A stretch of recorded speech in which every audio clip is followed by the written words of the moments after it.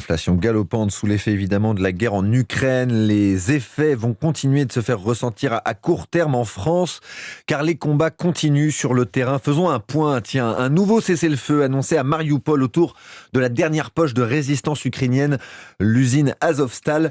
William Molinier, c'est la Russie qui annonce cette trêve. Des couloirs humanitaires sont censés être ouverts aujourd'hui et jusqu'à samedi pour permettre l'évacuation des civils toujours retranchés dans cette aciérie. Oui, et l'armée russe et les séparatistes pro-russes s'engagent à autoriser les civils à gagner soit la Russie, soit les territoires sous le contrôle ukrainien. En clair, ils promettent de respecter les accords sur les couloirs humanitaires. Ces axes d'évacuation fonctionnent à la mi-journée selon le Kremlin, mais il est encore difficile de dire si le cessez-le-feu est pleinement respecté parce que tôt ce matin, l'état-major ukrainien indiquait que des combats avaient repris à proximité de l'usine. Hier, 344 personnes ont été évacuées de Mariupol vers Zaporijjia, mais il y aurait encore des centaines de femmes avec leurs enfants dans ces galeries souterraines.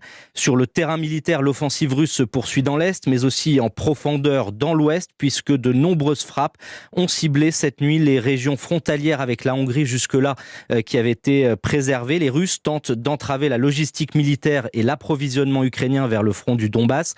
Selon les Britanniques, l'armée russe vise aussi des infrastructures civiles, des écoles, des hôpitaux ou encore des centres de transport avec un objectif très clair, affaiblir la détermination des Ukrainiens. Les dernières informations d'Ukraine avec William Molinier. Merci William.